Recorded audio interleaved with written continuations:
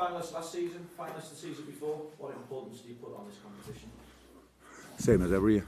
So it's the only competition we play tomorrow night. So it's a 100% focus on that game, and yeah, it's a big competition. I don't care how people see it or whatever. As long as we can line up strong lineups, we'll line up strong lineups. That's how it is, and it's a good moment.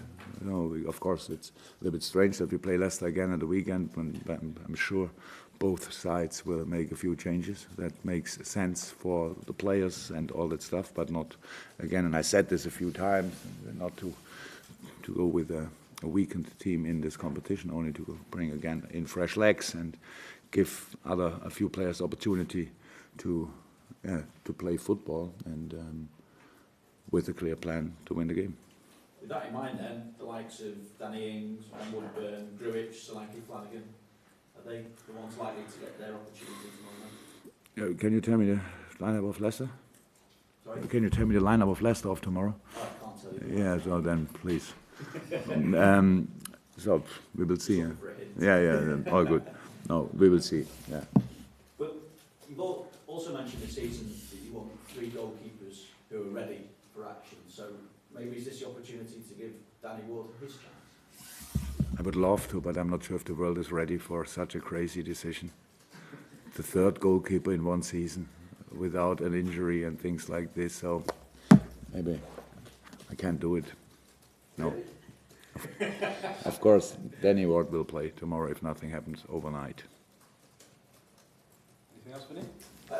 Just with regard to the cup competitions as well, and obviously 2012 was the last time Liverpool won a trophy, was this competition. Does that bring with it added pressure to your position? And when you look at the way that United and City have started in the Premier League as well, and the pace that they're setting, does that add extra pressure to these cup competitions? No, not me. I'm not sure if there is pressure on us because of this. I don't know about things like this.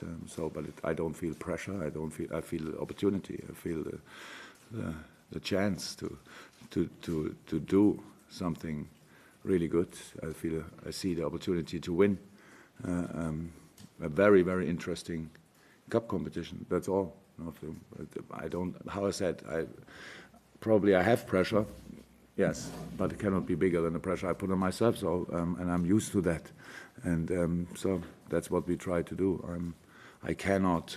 As I watch the games of United and City because it's interesting to see, but it's not my job to count points in this moment and say, okay, now they have this lead or this. They are obviously in a good shape and moment. Oh, that's how it is. But a season is sometimes like this, and you have to stay. As long as you are really focused, as long as you are ready, as long as your attitude is at 100%, as long as you are greedy, you don't have to look on other teams. Only you play against them, then you have to look at them. All the rest, you have no influence, so ignore it.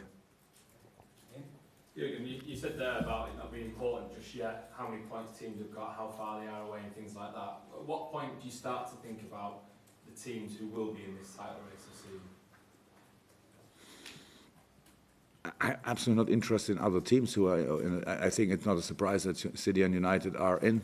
At the end, probably it will be like it was a lot of times that the same names in different positions. So we will see how it is, but it's not my job to think about this. Really not. So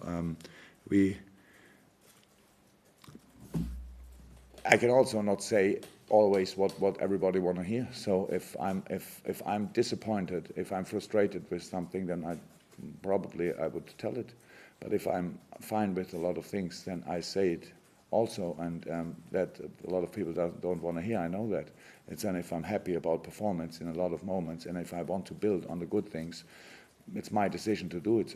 So it's not. I cannot change my opinion every day because out there are 500 million different opinions. So I'm not overly happy with our situation, but I know why it is like it is, and so that's my job then to work on this and to change that and to use our chances more often in the games. But first of all, I said it a few times, and you know it. You are also long enough in the business. It's all about creating these situations, and then you have to score. I know that, but and we have to avoid goals of the opponent. Actually, we do this most of the time, but sometimes obviously not, and then we put all the finger in this situation and not in 500 other situations. That's football. That's in these times. That's how it is, and you cannot change that. I only can work with the boys, and that's what we do. Actually, we love working together. We enjoy this team and this situation in the moment, but we also know that there's a big responsibility in, because obviously we are strong. That means we need to deliver, and that's what we are working on. How do you make a team more ruthless when you have a game like that at the weekend? Is it a case of working on certain situations in training? Is it more the mental aspect, or is it just a case of the look changing a little bit? If you look at the 125 years history of Liverpool, then probably it's, and that's a little bit of the problem, that everybody knows still when it was better. Nobody knows anymore when it was worse. That means obviously everybody feels a little bit of this pressure. It's always when we don't score the first goal, then it's already again like this. And I think you can feel it in the stadium. It's woo, we don't do it, and all that stuff. But you cannot. We have to do it again, to do it again, to do it again, to do it again. And I didn't see, I'm not 100% sure about the word ruthless, but I didn't see a lack of being ruthless. That they wanted, they were in the right positions. And I think it's pretty clear that, for example, Daniel Sturridge, usually in a game like this, with the situations he had, he will score. Should I go now to him and say, Daniel, what was your idea in this game? Because it's about rhythm, feeling, stuff like this, and then the boys will do it. And other chances, Dom Solanke came in and had a fantastic impact. And yes, it was the crossbar. Do I really have to talk to him about crossbar or not crossbar? I'm not sure that makes really sense. But it's the world outside who talks about this. They forget these situations. And the fantastic saves of the goalkeeper, of Pope. The opponent feels like they defended fantastic, and that's then how it is. And we have to take the criticism, the blame, whatever. That's how it is. At the end, it's not allowed for us to be kind of happy or satisfied after a game like this. But we cannot question everything after a game like this, because it's not for this. And so I'm actually quite good in this. Not sure if I'm good enough, but I'm quite good in this. I can see the good things and the bad things, and work on both. And of course, we do finishing we did it already, by the way, and not because we didn't hit a goal so far. We start now increasing this. It's just like it is. Prepare the next game and go for it. Juliette? Yes, when you were talking to him about the competition itself, you said it's a good moment, but then you said you're not overly happy with the situation. So what do you mean it's a good moment? What do you mean by that? Oh, good to see you. You listen. I try. Yes, yeah, because we have a lot of players who are actually in good shape, but didn't have the match time so far. For example, Marko Grujic made a big step in his development, big step, but nobody could see it so far because he didn't play, I think. And so it's really good to give him the opportunity. Still a young boy, and blah, blah, stuff like this. So, and there are a few others for them. It's fantastic opportunity now for Alex to go in, because since he's in, it's pretty difficult to train on different things, because it's game after game after game. But it's a long-term project, so I have no problem with bringing. He also had a wonderful impact when he came on in the last game. So very good for him. So now we have already two off the lineup. No, three with the goalkeeper for tomorrow. Then that's it now. Keep chipping away. That's it. Is he fit?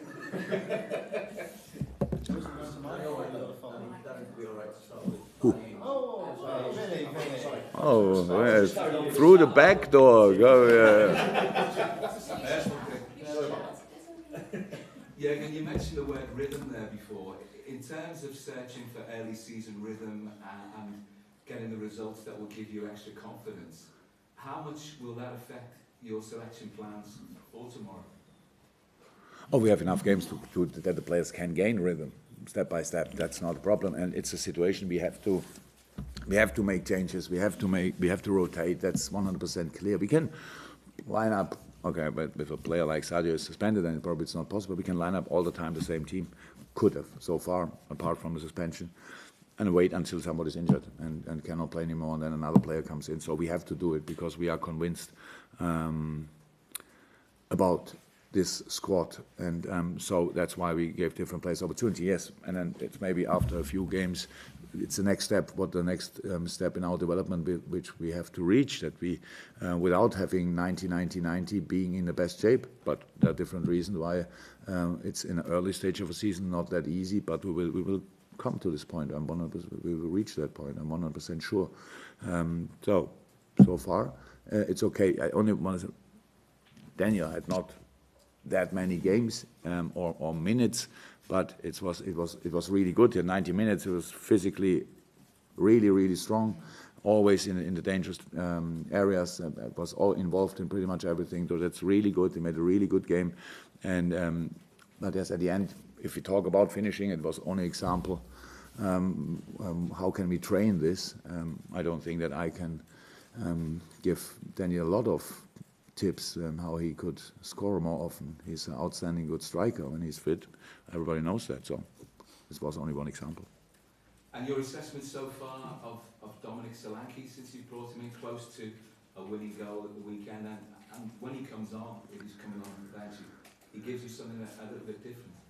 Yeah, it's exciting, absolutely exciting. I'm really happy to have him around, and a wonderful kid. No, that's how it is, and yes, he takes the minutes, each minute as an opportunity. That's the benefit of the age. When you are in this age, you didn't play so often Premier League, then each minute it's a Premier League game in the stats. So it's 1 minute, it's 2 minutes, it's 5, it's 20. So he doesn't care too much about this.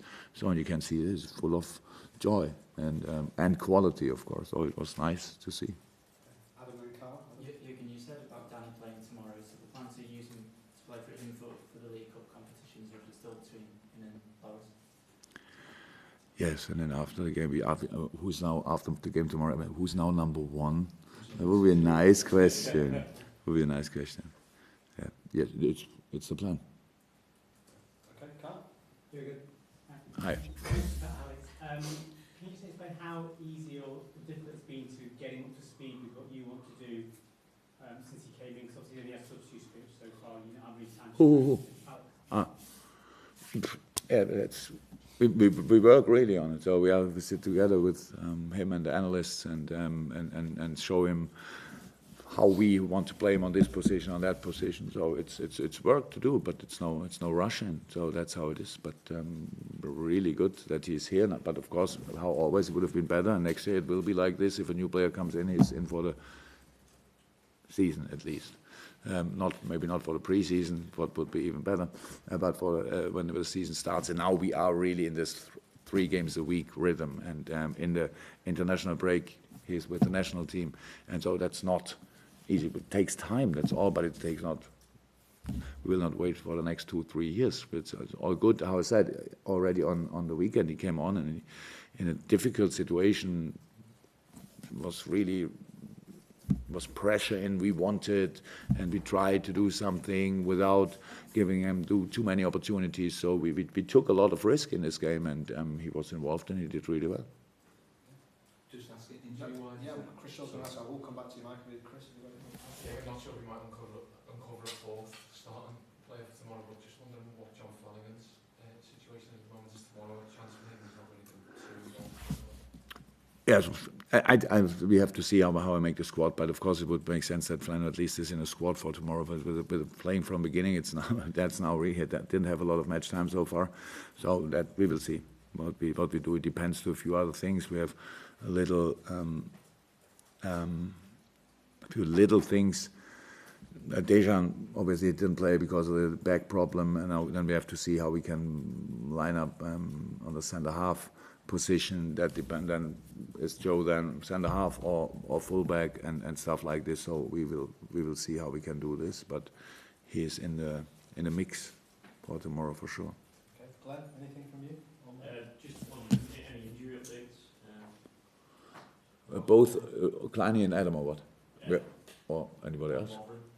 Yeah, Dejan, I said it should be okay for tomorrow, but we will see. Yesterday I longer talked to our physiotherapist. I said if we can leave him out again today, then it's pretty likely that he will be ready for tomorrow. It would be good.